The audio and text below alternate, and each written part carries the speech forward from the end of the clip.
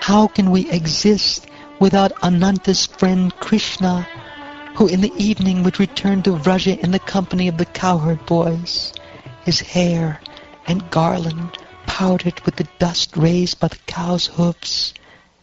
As he played his flute, he would captivate our minds with his smiling, sidelong glances.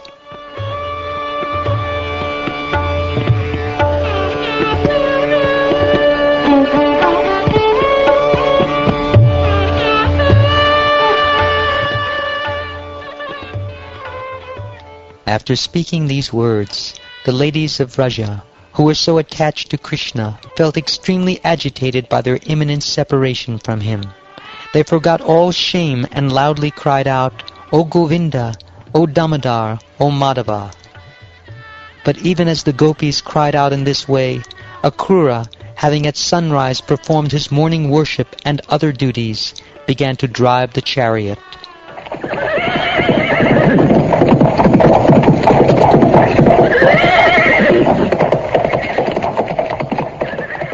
Led by Nanda Maharaj, the cowherd men followed behind Lord Krishna in their wagons.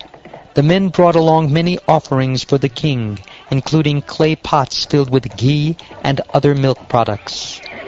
With his glances, Lord Krishna somewhat pacified the gopis, and they also followed behind for some time.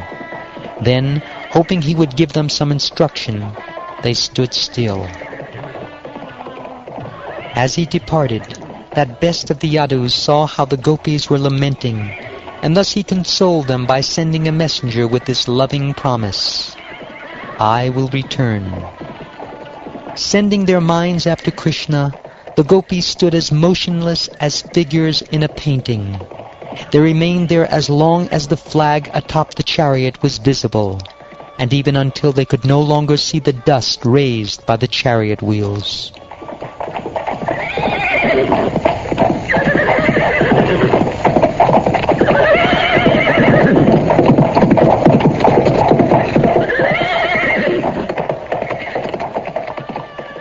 The gopis then turned back, without hope that Govinda would ever return to them. Full of sorrow, they began to spend their days and nights chanting about the pastimes of their beloved. My dear king, the Supreme Lord Krishna, traveling as swiftly as the wind in that chariot with Lord Balaram and Akrura, arrived at the river Kalindi, which destroys all sins. The river's sweet water was more effulgent than brilliant jewels. After Lord Krishna had touched it for purification, he drank some from his hand. Then he had the chariot move near a grove of trees and climbed back on, along with Balaram. Akrura asked the two lords to take their seats on the chariot. Then, taking their permission, he went to a pool in the Yamuna and took his bath as enjoined in the scriptures. While immersing himself in the water and reciting eternal mantras from the Vedas, Akrura suddenly saw Balaram and Krishna before him.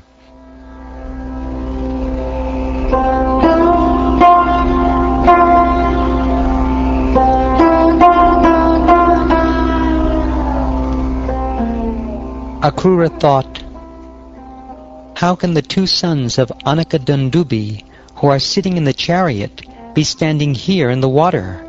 They must have left the chariot." But when he came out of the river, there they were, on the chariot, just as before. Asking himself, was the vision I had of them in the water an illusion? Akrura re-entered the pool.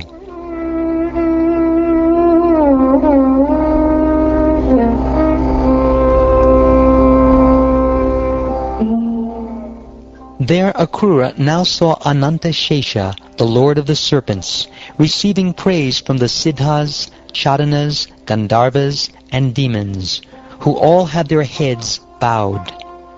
The personality of Godhead, whom Akrura saw, had thousands of heads, thousands of hoods, and thousands of helmets. His blue garment and his fair complexion, as white as the filaments of a lotus stem, made him appear like white Kailas mountain with its many peaks. Akrura then saw the Supreme Personality of Godhead lying peacefully of Lord Ananta Shesha. The complexion of that Supreme Person was like a dark blue cloud. He wore yellow garments and had 4 arms and reddish lotus petal eyes. His face looked attractive and cheerful with its smiling, endearing glance and lovely eyebrows, its raised nose and finely formed ears, and its beautiful cheeks and reddish lips. The Lord's broad shoulders and expansive chest were beautiful, and his arms long and stout. His neck resembled a conch shell, his navel was deep, and his abdomen bore lines like those on a banyan leaf. He had large loins and hips, thighs like an elephant's trunk, and shapely knees and shanks. His raised ankles reflected the brilliant effulgence emanating from the nails on his petal-like toes, which beautified his lotus feet.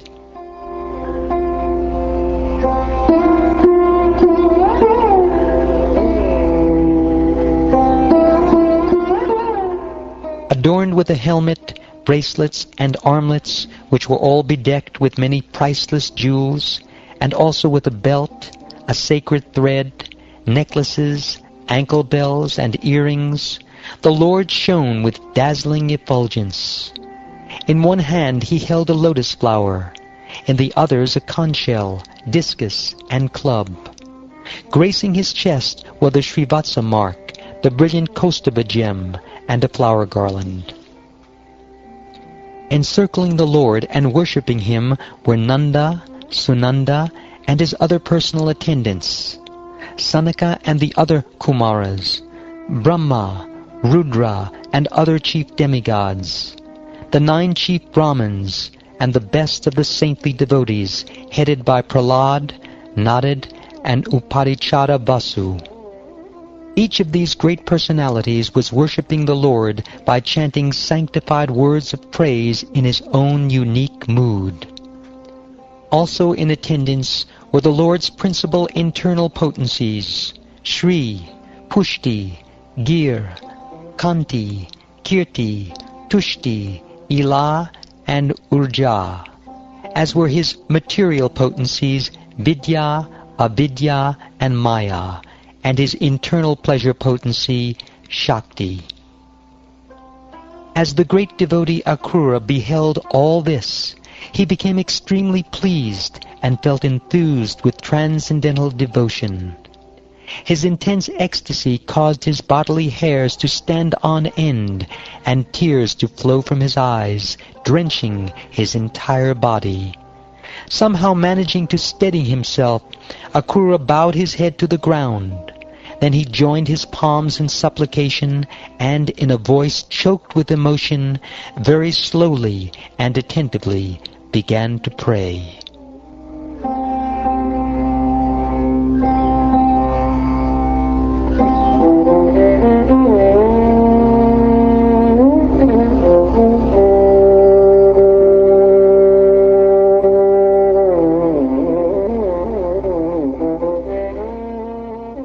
Thus ends the 39th chapter of the 10th canto of the Shrimad Bhagavatam, entitled Akrura's Vision.